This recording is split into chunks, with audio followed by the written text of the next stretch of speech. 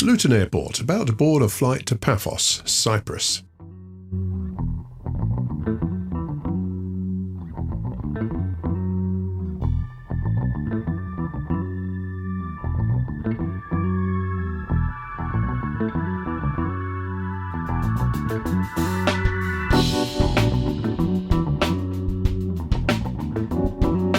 We found the villa, we unpacked our bags, we sorted out whose room was who, and we had a good night's sleep. The following morning, Rory went off to find the pool.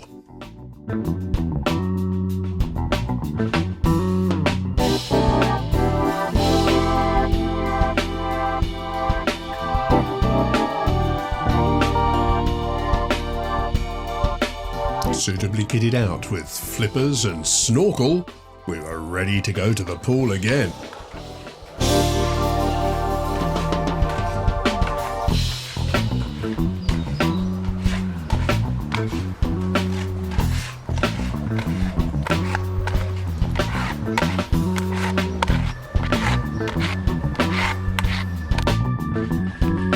Ian, meanwhile, was improving his diving technique. After we've checked the pool, it's down to the harbour. Let's see how that's coping with Paphos, European Capital of Smart Tourism 2023. Then we go to look at the New Olympus Hotel, the original hotel in Paphos, and the sorry state it's in now.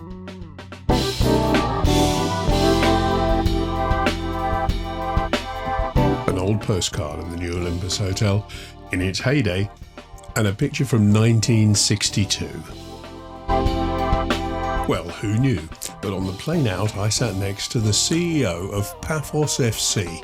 Their final game of the season was Sunday night against the feared Limassol team of Apollon.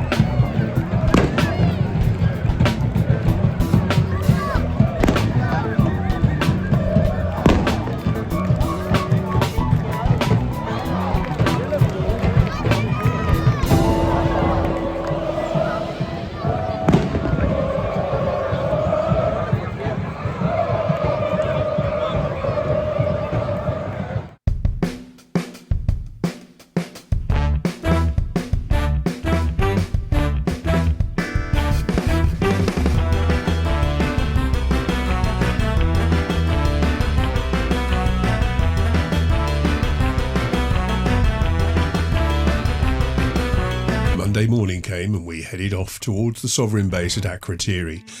About halfway there, we come to Aphrodite's Rock.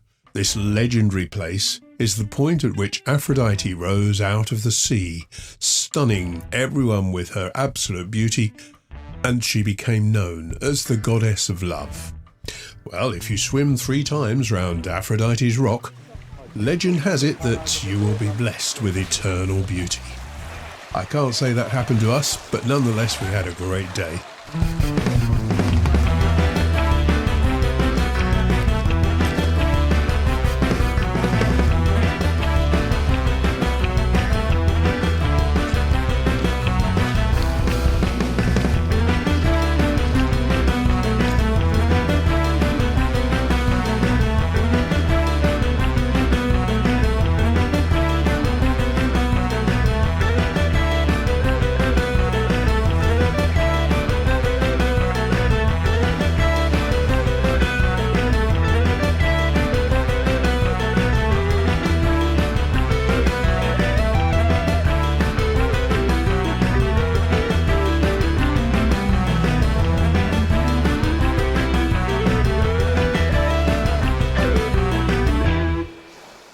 After having a look at the English houses painted white and the beautifully kept sports ground at the sovereign base of Akrotiri, we returned to Paphos.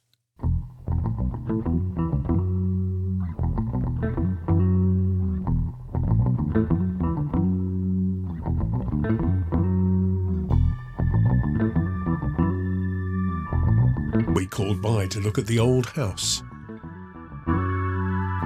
And then we went down to see my parents in the cemetery. We spent a great evening. We had a lovely meal with 3 generations of the Thrasivulu family. Tuesday morning, and time to fill the water bottles. We headed north to Polis, turned left, went through Lachi, the fishing village, to end up at the Takis Bay restaurant. Our first visit to Takis Bay restaurant was 30 odd years ago. Helen was about 7 and remembers a young girl, probably 4 or 5 years old, with a little lamb that followed her up and down the restaurant, in and out of the kitchen. Well, the lamb's name was Betty, and the 4-year-old is now the owner of the Takis Bay restaurant.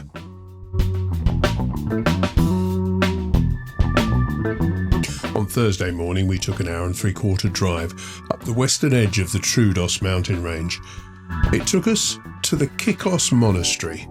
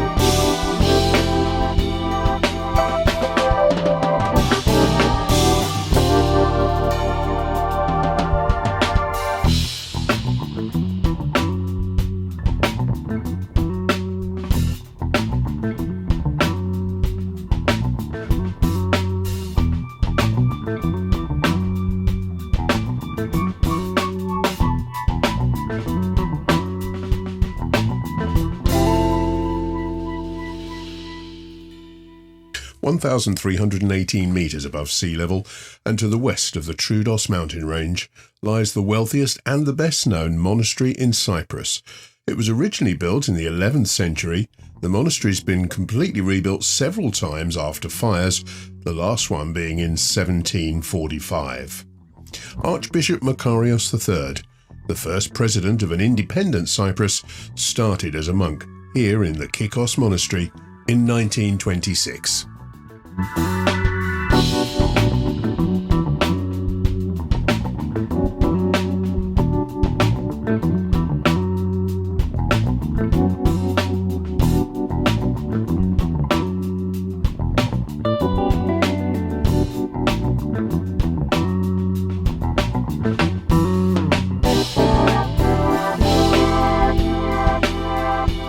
Just behind Paphos harbour, there's 4 large Roman villa remains. The mosaic floors in the villas are exceptionally well preserved and have been a UNESCO World Heritage Site again since 1980.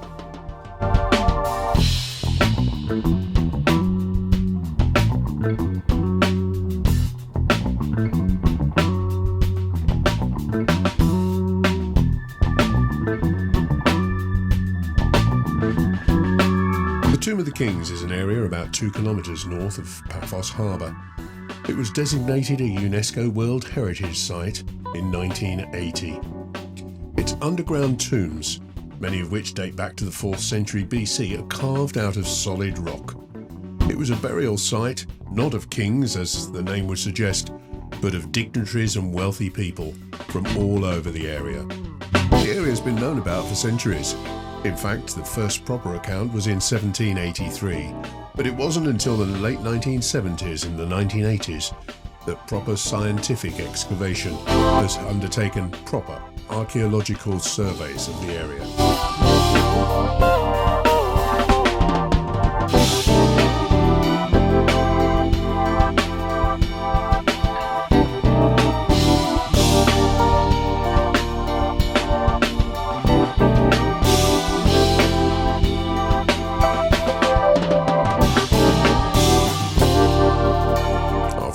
the Roman mosaics, and the Tomb of the Kings. Down a small side road amongst the hotels in Cloricus, there was a little restaurant run by an elderly couple. In their last season they were about to retire, but we had one final meal before going to the airport, and a fabulous pork chop, village salad, village bread and chips. The perfect way to round off a week in Paphos in Cyprus.